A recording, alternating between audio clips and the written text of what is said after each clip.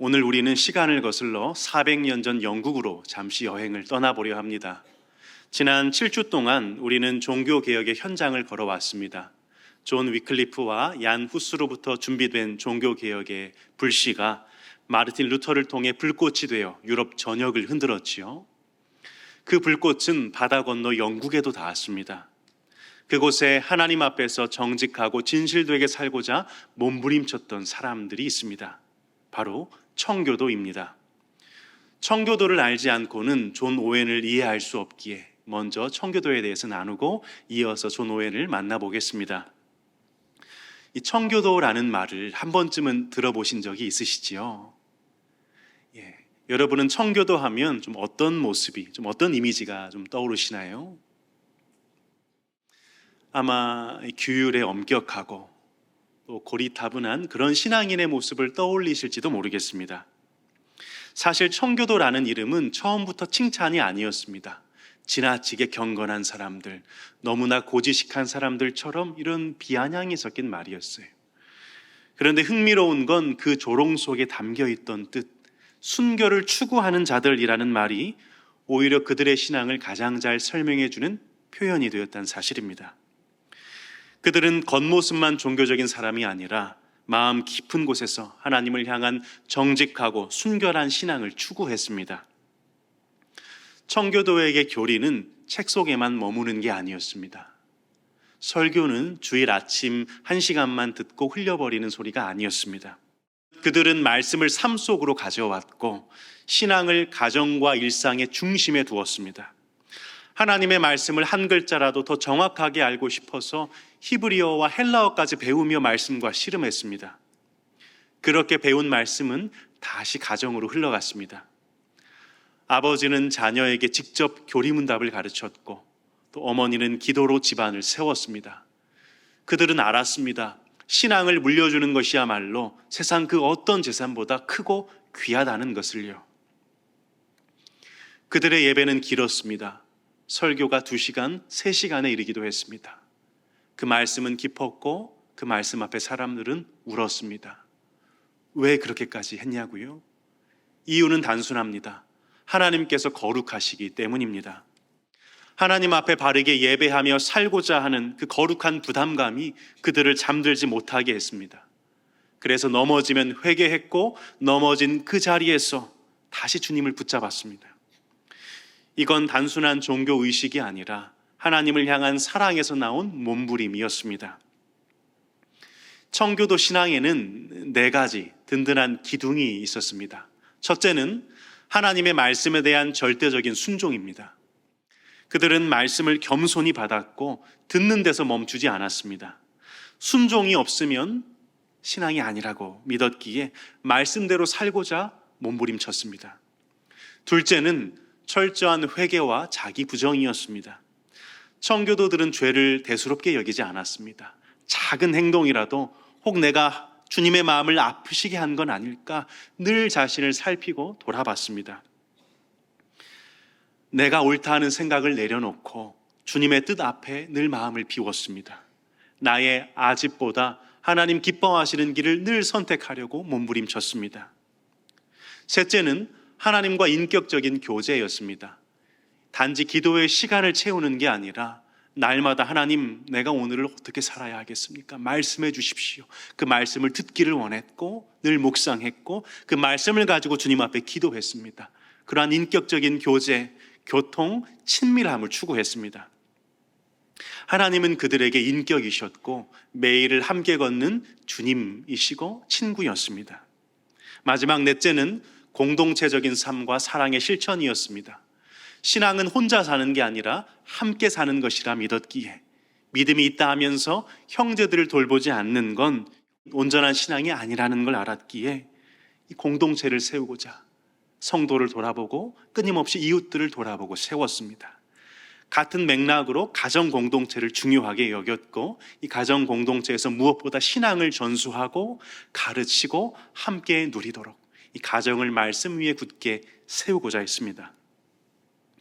사랑하는 여러분, 오늘 우리의 신앙이 왜 이렇게 쉽게 흔들릴까요? 어쩌면 이 네 기둥 중에 하나가 무너졌기 때문일지 모릅니다. 말씀이 중심이 아니라 내가 중심이고, 회개보다 자기 확신으로 가득 차며, 하나님과의 대화보다 세상과의 대화가 많고, 교회 공동체의 유익보다 나의 유익이 앞설 때 신앙은 흔들릴 수밖에 없습니다. 오늘 다시 청교도들의 그 믿음을 붙잡고 싶습니다. 성경을 아는데 그치지 않고 삶으로 살아낸 그 믿음, 가정에서, 교회에서, 거리에서 말씀 붙들고 하나님의 사람으로 살고자 몸부림쳤던 그 믿음, 우리도 늘 하나님 앞에 있다는 신전의식을 가지고 말씀 붙들며 믿음으로 살아갈 수 있기를 간절히 소망합니다. 이 청교도 하면 메이플라워호를 타고 신대륙으로 향했던 이야기를 빼놓을 수가 없는데요, 이를 위해선 당시 영국의 상황을 알아야 합니다. 이 종교개혁 이후로 영국에도 개혁파 신학과 신앙이 들어왔지만 영국은 종교의 자유가 완전히 보장된 나라는 아니었습니다. 영국 헨리 8세는 왕위 계승 문제로 로마 교황청과 갈등을 겪게 됩니다. 아내 캐서린과의 사이에서 아들을 얻지 못하자 로마 교황청에 캐서린과의 이혼을 허락해 주십시오 요청을 하게 됩니다. 그런데 로마 교황청은 이걸 승인하지 않습니다. 그러자 헨리 8세는 이걸 수긍하는 게 아니라 오히려 1534년에 수장령을 선포합니다. 수장령은 영국 교회의 수장은 국왕이다, 이런 선포이거든요. 그렇게 영국 국교회가 시작됩니다. 교회의 수장이 된 헨리는 교회가 소유한 막대한 재산을 장악하고 교회를 통제하며 이 왕권을 강화하려 했습니다. 그때부터 이 교회는 국가의 통제 아래 들어갑니다. 근데 문제는 이 교회의 재산만 국가가 소유하고 끝나는 것이 아니라 예배의 형식, 심지어 설교의 내용까지도 국가가 간섭하고 통제하게 되는 겁니다. 교회는 더 이상 하나님의 나라가 아니라 왕의 나라를 세워가는 도구가 되어버린 겁니다.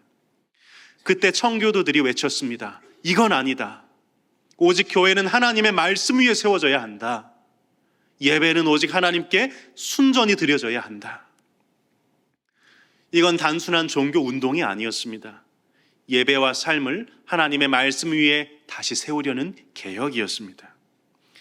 이 개혁 앞에 영국 국교회는, 왕실은 어떻게 반응했을까요?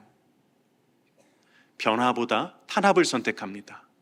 목사들은 면직당했고 강단은 폐쇄되었으며 청교도 신자들은 직장에서 쫓겨났습니다.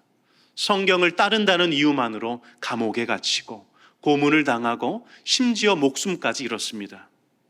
결국 1620년 일부 청교도들은 신앙의 자유를 찾아 메이플라워라는 작은 배에 몸을 싣습니다. 배에 오른 사람은 102명. 그들이 바랬던 건 더 나은 경제적인 상황이나 조건이 아니었습니다.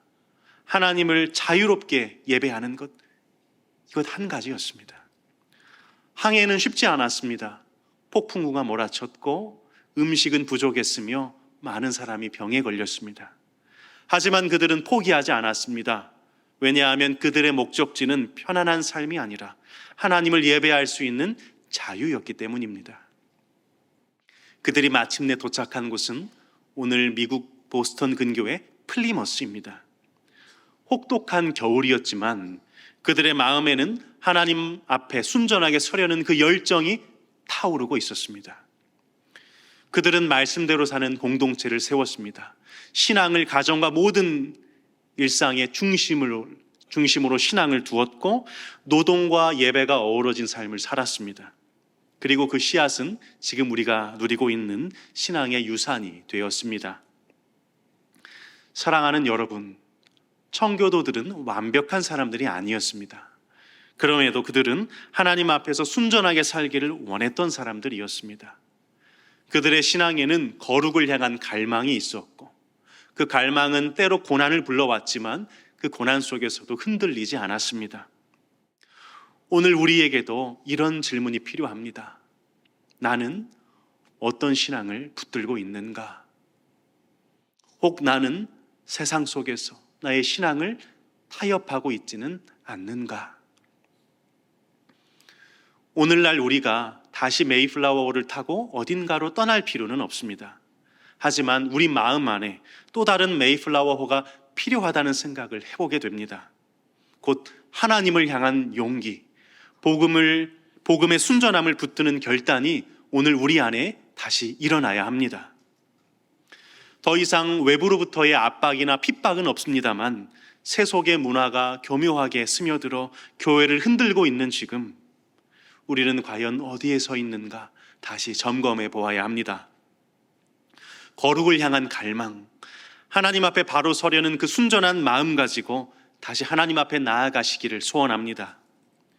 우리 가정 안에, 교회 안에, 그리고 내 삶 깊은 자리 안에 하나님의 말씀이 기초가 되고 중심이 되어 삶을 새롭게 하는 은혜의 시작이 오늘 우리 가운데 있기를 간절히 소망합니다. 이 말씀드린 청교도의 황금기, 그 신앙의 정수를 가장 잘 보여주는 인물이 바로 존 오웬입니다. 사람들은 존 오웬을 가리켜서 청교도의 황태자다 이렇게 불렀습니다. 학문과 영성, 그 어느 것 하나도 뒤지지 않았던 위대한 청교도 신학자요 목회자였습니다. 존 오웬은 12살에 옥스포드 대학에 들어가서 16살에 학사를, 19살에 석사 학위를 취득합니다. 존 오웬은 대단한 수재였지만 그 모든 이력이 그의 회심 앞에 무릎을 꿇습니다. 주 1642년 한 무명의 설교자가 전했던 말씀 한 구절, 마태복음 8장 26절을 전했다고 하는데요. 어찌하여 무서워하느냐 믿음이 작은 자들아. 이 한 구절 앞에서 존 오웬은 무너졌습니다. 그리고 다시 세워졌습니다. 그는 깨달았습니다. 신앙은 책이나 지식을 배운다고 저절로 생겨나는 게 아니구나. 무릎 꿇고 두 손 들어 자기를 부인하고 하나님 앞에 서는 그 자리, 오직 주의 은혜로부터 이 믿음이 시작되는구나. 사랑하는 여러분, 우리도 말씀을 많이 듣습니다. 그러나 중요한 건 말씀을 얼마나 많이 들었느냐가 아니라, 말씀을 얼마나 자주 들었느냐가 아니라 그 말씀이 나를 무릎 꿇게 했느냐, 그 말씀이 내 삶의 방향을 바꾸어 놓았느냐입니다. 존 오웬은 평생 한 가지 질문을 붙잡고 살았습니다. 하나님의 사람은 어떻게 거룩해지는가? 그 답을 찾기 위해서 그는 죄에 대해서 깊이 묵상했습니다. 오웬은 죄를 세 가지 단계로 설명합니다. 첫 번째로는 죄는 우리 안에서 끊임없이 작용하는 내면의 힘이다 이렇게 설명을 합니다. 한번 다이어트로 한번 예를 들어보겠습니다. 우리가 건강이나 여러 목적으로 다이어트를 결심했다고 한번 가정을 해보겠습니다. 다이어트를 해보신 분이라면 내가 굳게 결심했는데 냉장고 앞을 지날 때면 어떻게 되지요? 걸음이 느려지고 이상하게 손이 가지요. 이런 것처럼 죄는 은근히 우리 마음 안에서 끌어당기는 힘을 가지고 있다는 겁니다. 하나님의 말씀대로 내가 살아야지 결단하면서도 순간순간 내 욕심을 따르게 만들고 내 중심으로 살도록 그렇게 끌어당긴다는 겁니다. 두 번째, 이 죄는 습관이 됩니다. 냉장고 앞에 서서 이거 내가 먹을까 말까 하는 생각을 반복하다 보면 행동으로 옮겨지지는 않았어도 그 생각이 습관처럼 굳어집니다. 그 생각이 이제 냉장고를 지날 때마다 그런 생각이 길이 나는 것처럼 계속해서 들게 된다는 거예요. 세 번째로 결국 그 내면의 힘과 굳어진 생각은 행동으로 드러납니다. 다이어트를 결심했던 내가 냉장고를 열어서 음식을 꺼내 먹고 있다면 그건 갑자기 일어난 게 아니라 내면에 보이지 않는 힘과 습관이 만들어낸 결과라는 겁니다. 이걸 다이어트로 예를 들어보았는데요. 사실 눈에 드러나는 모든 죄된 행동들은 다 마찬가지입니다. 누군가를 향해서 무심코 내뱉는 거친 말들, 폭력, 분노, 거짓, 눈에 드러나는 죄의 행동들은 갑자기 나온 게 아니라 이미 안에서 작용하던 힘과 습관이 밖으로 드러난 결과다. 오웬은 죄를 이렇게 설명합니다. 그래서 죄와 싸운다는 것은 단순히 겉으로 드러난 그 행동 한 가지를 고치는 데 있지 않습니다. 내 안에 깊은 곳 뿌리부터 다루어져야 합니다. 존 오웬의 대표작이 죄 죽이기라는 책입니다. The Mortification of Sin이라는 책인데 우리나라 말로 이제 죄 죽이기 이렇게 번역이 되어서 나와 있습니다. 이 죄와의 싸움에 대한 가장 중요한 고전으로 지금까지도 꼽히고 있습니다. 이 책에서 오웬은 말합니다. 죄는 날마다 당신을 지켜보고 있습니다. 당신이 무뎌지고 방심하는 그 순간을 노리고 있습니다. 그리고 이 책에서 이렇게 말하는데요. Be killing sin or it will be killing you. 죄를 죽이라. 그렇지 않으면 죄가 너를 죽일 것이다. 이 말이 조금 부담스럽게 들릴 수도 있을 것 같아요. 너무 행위 중심적인 말 아닌가? 우리 은혜로 구원받은 거 아닌가? 그런데 꼭 기억해야 할 것이 하나 있습니다. 오웬이 말하는 죄 죽이기의 기초자 근거는 바로 중생에 있습니다. 다시 말해 죄를 죽일 힘은 내 의지나 어떤 인간의 결심에서 나오는 게 아니라 성령께서 새 생명을 주신 자에게 주어지는 은혜라는 겁니다. 죄는 단순히 그 겉모습만 잘라낸다고, 한번 참는다고 사라지지 않습니다. 그 뿌리를 뽑아내야 하고 그 뿌리를 제거하시는 분은 오직 성령이십니다. 그래서 우리 존재가 바뀌어야 한다, 이런 얘기를 하고 있는 겁니다. 그런 의미에서 오웬의 죄 죽임과 성화의 출발점은 중생입니다. 그 안에 더 이상 죄와 사망의 법이 아닌 생명과 성령의 법이 다스려지게 될 때, 곧 예수 생명으로 다시 태어날 때 비로소 죄를 죽이는 출발선에 설 수 있습니다. 이 중생, 다시 태어남에 대한 이야기를 잘 알지 못했던 인물이 오늘 본문에 등장합니다. 바로 니고데모입니다. 바리새인 중에 바리새인이요 사내들인 공회원 중에 한 사람이었던 니고데모가 밤중에 예수님을 찾아옵니다. 그리고는 예수님, 당신은 하나님으로부터 온 선생입니다. 하나님으로부터 오시지 않았으면 이런 표적을 할 수가 없습니다. 이런 얘기를 해요. 그러자 예수님 뭐라고 대답하십니까? 인사도 없이 바로 본론으로 들어가십니다. 예수님은 니고데모를 다 알고 계셨기에 바로 3절의 말씀을 합니다. 우리 3절의 말씀 같이 한번 읽겠습니다. 예수께서 대답하여 이르시되 진실로 진실로 내게 이르노니 사람이 거듭나지 아니하면 하나님의 나라를 볼 수 없느니라. 니고데모는 하나님 나라에 관심이 있었던 것 같습니다.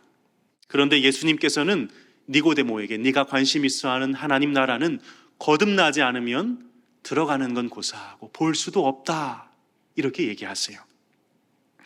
예수님의 대답에 니고데모가 깜짝 놀랐을 겁니다. 니고데모는 자신이 하나님의 나라에 들어가지 못할 거라는 생각을 한 번도 해본 적이 없던 사람입니다. 나는 유대인이고 언약 백성의 표인 할례를 받았고 그 중에서도 바리새인이고 이스라엘의 율법 선생인데 내가 하나님 나라 들어가지 못하면 대체 누가 들어갈 수 있겠는가, 이런 생각을 가졌을 사람이에요. 그러나 예수님은 니고데모에게 거듭나야 한다고, 그래야 하나님 나라를 볼 수 있다고 말씀하십니다. 이러한 말씀은 니고데모에게 불쾌함을 넘어 충격으로 다가왔을 거예요. 예수께서 하나님 나라의 일과 니고데모의 영적 상태를 명확하게 드러내신 것은 그를 깎아내리려 하신 게 아니라 지금 말씀하시는 내용이 니고데모 자신에게 정말 중요한 내용이고 또 그 밤에 니고데모가 예수님을 찾아와 받고자 했던 가르침의 핵심이기 때문입니다. 예수님의 말씀을 들은 니고데모가 4절에 이렇게 대답하는데요. 우리 4절 말씀도 같이 한번 읽겠습니다. 니고데모가 이르되 사람이 늙으면 어떻게 날 수 있사옵나이까? 두 번째 모태에 들어갔다가 날 수 있사옵나이까? 예수님의 말을 오해한 니고데모에게 예수님이 이렇게 대답하십니다. 니고데모야, 너 잘못 짚고 있다. 네 몸이 어머니 뱃속에 들어갔다가 나와야 되는 게 아니라 성령으로 다시 나야 된다는 얘기다. 물과 성령으로 나지 아니하면 결코 하나님 나라에 들어갈 수 없다. 니고데모는 바리새인으로서 하나님의 율법을 모두 지켜서 하나님 나라에 들어가려고 했던 자입니다. 그는 율법을 지키려고 부단히 애쓰며 살았습니다. 그러나 예수님은 그 방법으로는 안 된다고 하시는 거예요. 6절에 육으로 난 것은 육이다 말씀하시는데, 육으로는 아무리 노력해도 육체의 것을 심으면 육체밖에는 안 나온다는 겁니다. 사람의 열심과 노력으로는 하나님의 의에 다다를 수 없습니다. 아담과 하와 이후에 태어난 모든 인류는 어머니 뱃속으로부터 죄를 가지고 태어나기 때문에 아무리 열심히 하고 아무리 노력을 해도 하나님의 그 의에 다다를 수가 없습니다. 다시 말해 우리 사람은 태어날 때부터 고장난 상태로 태어납니다. 그 고장난 걸 어떻게 고치지 못하고 죽는 게 우리 인간의 존재이고 상태입니다. 하나님께서는 그 고장난 걸 조금 어떻게 고쳐서 쓰라고 말씀하시지 않고 우리에게 다시 지어져야 한다고 말씀하십니다. 그게 거듭남이고 중생입니다. 이 거듭남은 아이가 태어나는 것과 아주 비슷합니다. 오늘 축복기도 우리 아이가 받았는데요. 여기 계신 모든 분들도 다 어머니 뱃속에서 태어나셨기 때문에 여기 계시는 것이요. 한 가지 여쭤보겠습니다. 여기에서 혹시 나 태어나고 싶습니다. 혹시 손 들고 자원해서 태어나신 분 혹시 계십니까? 그러지는 않더라도 내가 태어날 것을 미리 알았던 분 혹시 계십니까? 한 분도 없지요. 우리는 스스로의 힘으로 태어난 게 아닙니다. 나 이외의 힘에 의해서 하나님의 계획과 부모의 수고에 의해서 태어나진 것입니다. 예수께서 말씀하신 거듭남도 이와 같은 것입니다. 거듭남을 미리 알거나 손들고 태어나는 게 아니라 이 일은 오직 하나님께서 일으키시는 일입니다. 이것은 사람의 한계를 넘어서는 일이고요. 사람이 경험할 수 있는 가장 크고 놀라운 일입니다. 아이가 태어나면 바로 성숙한 모습을 보이지는 못하지요. 단단한 음식을 먹거나 걷거나 그렇게 할 수는 없습니다. 그럼에도 울고 젖도 먹고 하면서 숨도 쉬고 하면서 내가 살아있다는 걸 드러내는 것처럼 마찬가지로 예수 생명으로 다시 태어난 사람에게는 그 속에 새로운 생명이 움직이기 시작합니다. 사랑하는 성도 여러분, 기독교는 단지 여러 종교들 중에 그저 하나의 종교가 아닙니다. 기독교는 여러분이 조금의 마음의 만족을 얻고 이 땅에서 조금 더 도덕적으로 살게 하려고 있는 종교가 아닙니다. 기독교는 생명과 연결되어 있습니다. 기독교는 우리를 생명으로 이끌어갑니다. 예수 그리스도께서 이 땅에 오신 것은 우리를 단순히 남들보다 조금 더 고상하고 품격 있게 살고자 이 땅에 오신 게 아니라 우리 안에 참 생명을 주시려고, 영원한 생명을 주시려고 이 땅에 오신 것입니다. 사랑하는 성도 여러분, 우리에게 생명이 있습니까? 우리가 오늘 예수님이 니고데모에게 하신 그 말씀을 보면서 나는 거듭났는가? 내 안에 생명이 있는가? 돌아볼 수 있으면 좋겠습니다. 거듭남은 어떤 종교적인 관념 정도가 아닙니다. 실제로 발생하는 일입니다. 우리 옛사람이 죽고 그리스도 예수의 그 부활 생명으로 거듭나면 그 생명이 우리 안에서 생명력을 가지고 움직이게 됩니다. 존 오웬도 이 말을 하고 있는 거예요. 거듭났다면 죄를 죽이는 삶은 반드시 따라오게 되어 있다. 거듭난 사람은 반드시 주님을 사랑하는 마음이 커져가고 주님께 예배드리는 기쁨과 감격을 느끼고 누리게 됩니다. 예전에는 죄가 죄인 줄도 모르고 아무렇지도 않게 지었던 그런 죄들이 이제 마음에 걸리기 시작합니다. 예전에 전혀 관심이 없던 하나님의 뜻이 궁금해집니다. 그렇게 예수님이 점점 친근하게 느껴지고 그분을 사랑하게 되고 닮고 싶어집니다. 왜 그렇습니까? 내 안에 예수 생명이 있기 때문입니다. 그 생명은 크든 작든 어떤 모양으로든 그 모습을 드러내게 되어 있습니다. 물론 거듭났다고 해서 과거의 모든 죄가, 그 습관이 단번에 사라지지는 않습니다. 옛사람의 그 흔적, 죄의 습관들이 남아 있어서 여전히 넘어질 때도 있습니다. 그런데 중요한 건 그 죄가 더 이상 나에게 자연스럽지 않다는 겁니다. 죄를 지으면 마음이 아픕니다. 하나님이 생각납니다. 그래서 회개하게 됩니다. 그리고 다시 말씀대로 살고자 하는 열망이 우리 마음 안에 일어납니다. 그게 바로 중생의 흔적입니다. 그런데 중요한 건 중생이 끝이 아니라는 겁니다. 하나님의 사랑은 우리를 구원하는 데서 멈추지 않습니다. 우리를 거룩하게 만들기까지 쉬지 않으십니다. 우리의 구원은 믿음으로 단번에 되는 것입니다. 그런데 이 구원을 받은 자는 예수 생명이 있는 것이라 말씀드렸지요. 이 생명은 자라가게 되어 있습니다. 예수 그리스도의 장성한 분량에 이르기까지 자라가며 죄와 싸워가게 되어 있습니다. 물론 이 성화를 완벽하게 많이 이루지 못했다고 해서 이 구원이 취소되는 건 아닙니다. 다만 우리가 구원을 받았으니, 곧 예수 생명으로 났으니 그 예수 생명의 모습으로 자라가라, 이 말을 오웬은 하고 있는 겁니다. 존 오웬은 성화를 이렇게 말합니다. 성화란 하나님께서 우리 안에 하나님의 형상을 회복해 가시는 여정이다. 성화는 단지 착하게 사는 게 아닙니다. 하나님의 성품이 내 성품이 되어가는 과정입니다.